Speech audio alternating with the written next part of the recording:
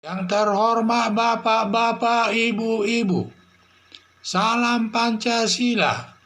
Bapak-bapak, Ibu-ibu yang melihat video saya ini, tolong jangan lupa subscribe, like, dan di-share. Sifatnya gratis. Saya akan mengomentari Indra dan Romli Atmasasmita diskusi atas pemecatan Novel Baswedan CS. Sumber saya YouTube. Pemecatan 75 orang pegawai Komisi Pemberantasan Korupsi termasuk Novel Baswedan diperbincangkan di salah satu televisi.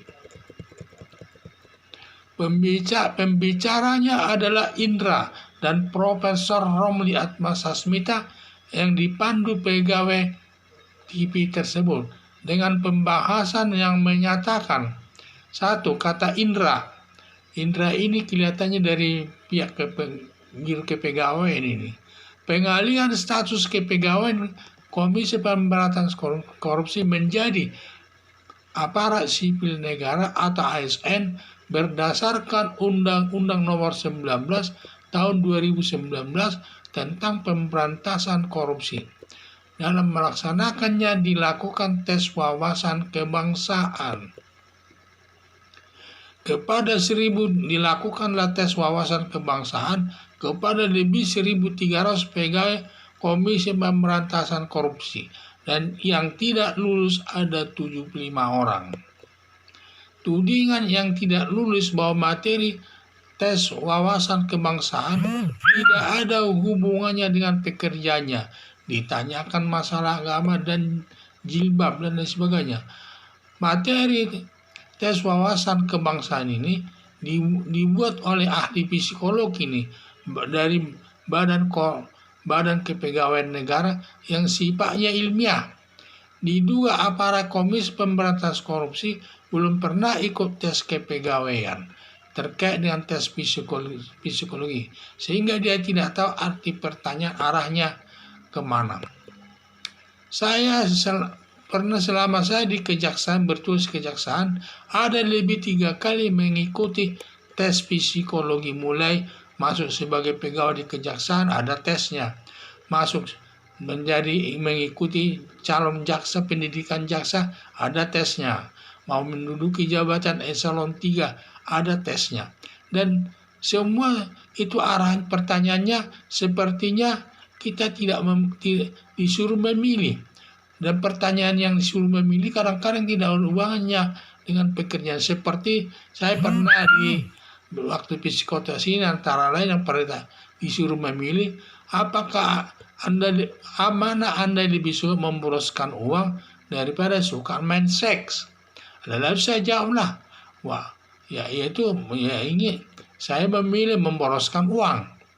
Kemudian dalam pertanyaan berikutnya ada beberapa diselang-seling pertanyaannya ditanya lagi, mana lebih senang mencuri dengan melakukan porno?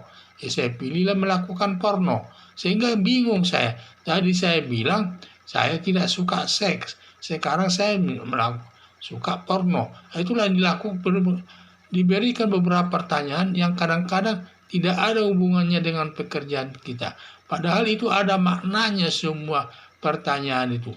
Ada yang membuat juga para profesor itu bukan orang tanggung-tanggung itu.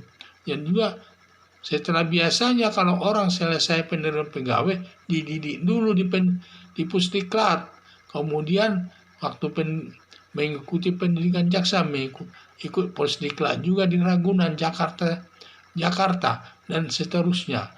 Waktu mengikuti pendidikan jabatan eselon 3 ikut pendidikannya di Makassar dan sebab itulah ya. Jadi kalau kita mengikuti tes psikologi ini, kita tidak tahu arahnya kemana pertanyaan itu. Akhirnya saya jawablah ya, mana yang menurut saya terbaik dari pilihan itu, itulah yang saya pilih. Soal nanti apa hasilnya kita tidak tahu. Kalau masalah pelajaran umpamanya masalah hukum, kita tahu apa kira-kira jawaban kita, apakah benar atau tidak, kira-kira kita tahu. Tetapi kalau tes psikolog tidak tahu kita arahnya kemana, apa yang dicari, dan juga kita tidak tahu. Padahal itu sangat penting. Pernah juga dicoba itu ada 5 pertanyaan, disuruh masing-masing jawab. Akhirnya dibilang, dosennya itu psikolog itu menyatakan kalau ini jawabannya sifatnya orang itu begini, kalau ini jawabannya sifatnya orang itu begini. Sehingga kita bingung, tidak tahu kita jawaban mana yang harus kita pilih. Sehingga kita pilih sesuai apa yang terbaik menurut kita.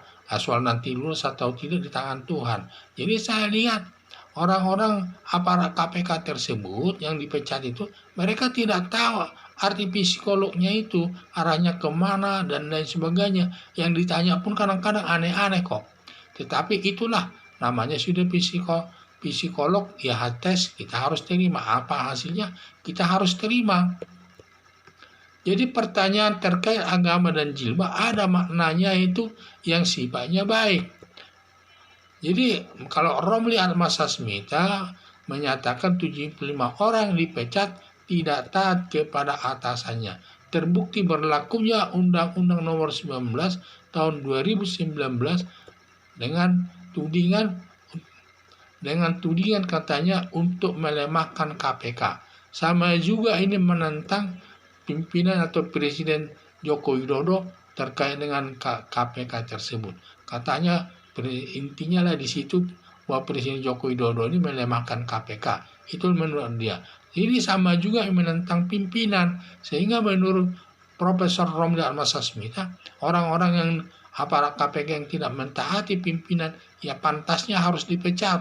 Tidak boleh dipertahankan menjadi pegawai negeri. Itulah. Jadi Profesor Romli Almasasmita menyatakan bahwa 75 orang tersebut harus dipecat itu. Saya pun sependapat dengan Profesor Romli tersebut agar 75 orang itu dipecat saja karena mereka tidak lulus, karena itu sudah kesepakatan itu. Berdasarkan alasan Anda dan Profesor Romli sependapat dengan Firly Bahuri supaya memecahnya. Harapan saya Novel Baswedan beserta 75 orang aparat KPK yang dipecat tidak perlu diramaikan di tengah-tengah masyarakat.